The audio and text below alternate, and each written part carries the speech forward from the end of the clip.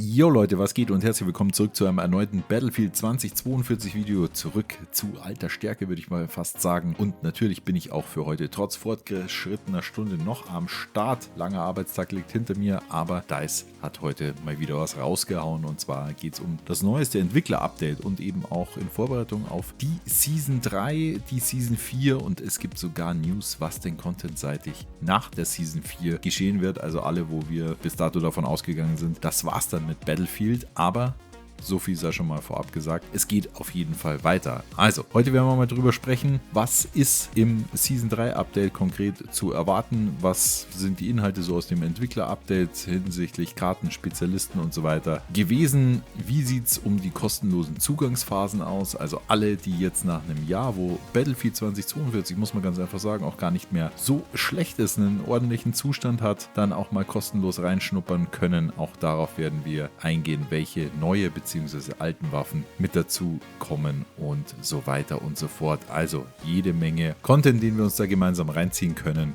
Ich freue mich, wenn ihr mit am Start bleibt und natürlich weiterhin den Channel auch mit einem kostenfreien Abo bzw. einem Daumen nach oben an der Stelle supportet.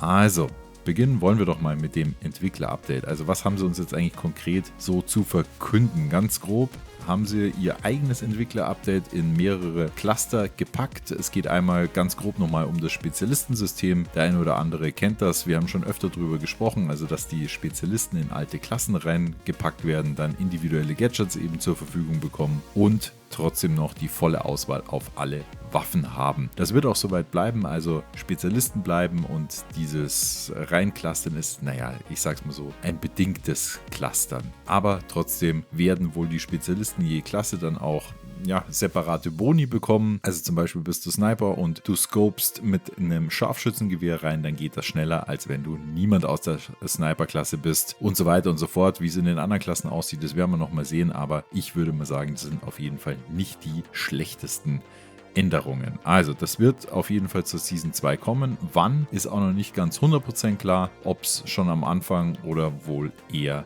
Richtung Ende der Season kommt. Dann kommen wir zu den, Vault-Waffen, die auch noch mit ins Game kommen werden. Und da haben wir einmal die XM8 aus Bad Company 2, die sich einfinden wird. Ich hoffe natürlich, dass die Portal-Waffen nicht wieder so grandios schlecht sind wie davor auch. Die A91 ist mit am Start aus Battlefield 3. Also auch da selbe bitte nicht wieder die Vault-Waffen in Grund und Boden nerven, dass sie mit nichts anderem mithalten können. Also das brauchen wir, glaube ich, nicht. Es gibt auch wieder Karten-Updates, Kaleidoscope, Neuanfang und Orbital. Davon haben wir ja die 3 Versionen schon aktualisiert bekommen und das Ganze geht jetzt weiter bei Manifest. Und da muss ich sagen, Manifest ist sowieso eine der Maps, die ein bisschen besser gewesen sind, bekommt jetzt auch wesentlich mehr Atmosphäre in die Maps rein. Also da kann man definitiv noch mehr rausholen, beziehungsweise haben sie jetzt auch gemacht und ich sage mal ganz ehrlich, das sieht nicht schlecht aus. War davor schon nicht ganz so schlecht, jetzt gibt es natürlich weitaus mehr Deckung natürlich auch wieder an der Stelle, dass die Infanterie nicht ganz überladen ist. Es gibt mehr Atmosphäre, also wir haben Flammen, Explosionen, Krater wieder.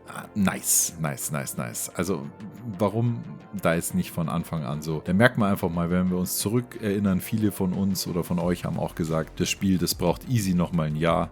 That's the proof. Also ein Jahr später wird so langsam spielbar. Die Maps sehen nice aus. Ja, wir haben endlich ein paar Waffen im Spiel und jetzt würde man eigentlich sagen, okay, gönnt Battlefield doch mal ein bisschen mehr Hype. Vielleicht können ja die kostenfreien Weekends da was bewirken. Umbruch ist auch in der Überarbeitung, also die Schneemap, die uns ja schon seit Anfang an eigentlich mit als schlechteste Karte überhaupt begleitet. Da wird die Bohrinsel verlagert, die geht ein bisschen mehr an die anderen Flaggen von der Position heran. Es gibt natürlich wieder sehr, sehr viel an zusätzlicher Deckung, die jetzt mit reinkommt. Gute Überarbeitung an der Stelle, natürlich wieder Sandsack Field 2042 mit am Start, aber mit Deckung wollen wir nicht meckern. Der Aufgang zum Gletscher, das ist komplett neu designt, also da gibt es nochmal die eine oder andere Höhenunterschied mehr. Das finde ich auch sehr positiv. Mehr Movement drin. Es erinnert jetzt schon, gibt ein paar düstere Ecken, abgestürzte Orb-Sprays, also ja, jetzt kommt man so langsam auch mal wieder ein bisschen mehr in die Richtung wie Battlefield 5. Das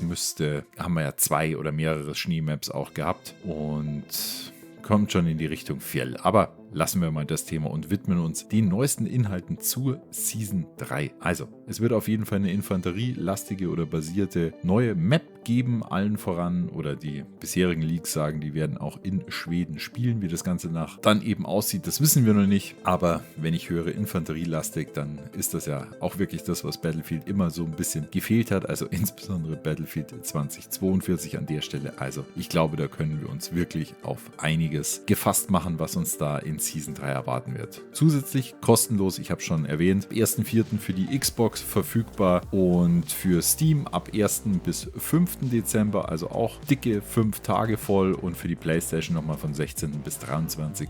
auch Dezember, also schön vor Weihnachten, damit man nochmal schön unter den Weihnachtsbaum vielleicht Battlefield reinlegen kann. Also ich muss sagen, absolut überraschend auch ein Stück weit. Also wenn man sich jetzt mal überlegt, was haben wir von Battlefield 2042 groß noch erwartet, mit Ausnahme, dass sie den Content in jedem Fall einstellen werden, und das die Befürchtung ging ja eher so in Richtung vor Season 4, und das haben sie jetzt auf jeden Fall definitiv erweitert, und da passt vielleicht das Thema noch ganz gut, dass sie sich auch ein bisschen zur Season 4 geäußert haben, und zwar, oder beziehungsweise nach der Season 4, dass sie nämlich auch schon in Bearbeitung für Content darüber hinaus sind. Also ob es dann wirklich nochmal eine Season 5 oder 6 oder 7 und 8 geben wird, ja, das weiß man jetzt nicht so genau. Mit Grauen erinnern wir uns ja alle an Battlefield 5, wo sie ganz zum Schluss nochmal sämtlichen Content ins Game geworfen haben, den sie halt so auf halbem Weg, bevor Content Cut am Start war, dann eben nochmal mit einem großen letzten Final Patch mit reingelegt haben. Wie es dieses Mal werden wird, ich weiß es nicht. Ich glaube, auch wenn wir uns jetzt mal so diese Free Weekly Weekends anschauen, wenn wir uns jetzt nochmal dann doch die viele Arbeit, die da in die Reworks der Maps reingesteckt wird, in Kombination eben mit den Free Play Weekends, ich könnte mir durchaus vorstellen, dass man es jetzt eben nochmal versucht, nochmal ein bisschen Hype zu generieren für das Spiel, und ich bin gespannt, was die Leute sagen, die jetzt vielleicht nach einem Jahr mal wieder zurückkommen, die überarbeiteten Maps sehen, sich vielleicht dann auch ein bisschen in dem ehemaligen Klassensystem dann auch wieder wiederfinden können. Viel mehr Waffen am Start, natürlich auch besser gebalanced, viel weniger Bugs drin, als man das vom Release noch eben gewohnt war. Und ich würde sagen, da ist durchaus Potenzial, dass es vielleicht nochmal einen kleinen Tacken nach oben geht. Mit Sicherheit nicht das beste Battlefield aller Zeiten. Das wird das Spiel nicht mehr schaffen. Aber ich könnte mir schon vorstellen, dass da noch ein bisschen was geht. Aber jetzt ist natürlich eure Meinung gefragt. Packt es mir an der Stelle sehr gerne in die Kommentare. Glaubt ihr, auf den letzten Schiss in Anführungszeichen schafft es Battlefield 2042 nochmal ein Stück nach oben zu kraxeln und vielleicht doch nochmal ein bisschen Reichweite zu generieren? Oder sagt ihr, nee, kannst du vergessen, der Drops, der ist schon sehr, sehr lange durchgelutscht worden. Das wird nichts mehr. In diesem Sinne würde ich sagen, jetzt seid ihr wieder auf dem aktuellsten Stand. Wie immer, wenn ihr keine zukünftigen Battlefield und auch Call of Duty Videos verpassen wollt, dann bleibt sehr gerne mit einem Abo am Start. Auch über einen Daumen nach oben freue ich mich für den allgeliebten Algorithmus. Und ihr merkt es an der Stimme, für mich ist der Akku heute auch leer. Dementsprechend haut rein, haltet die Ohren steif und bis zum nächsten Mal. Euer A-Team.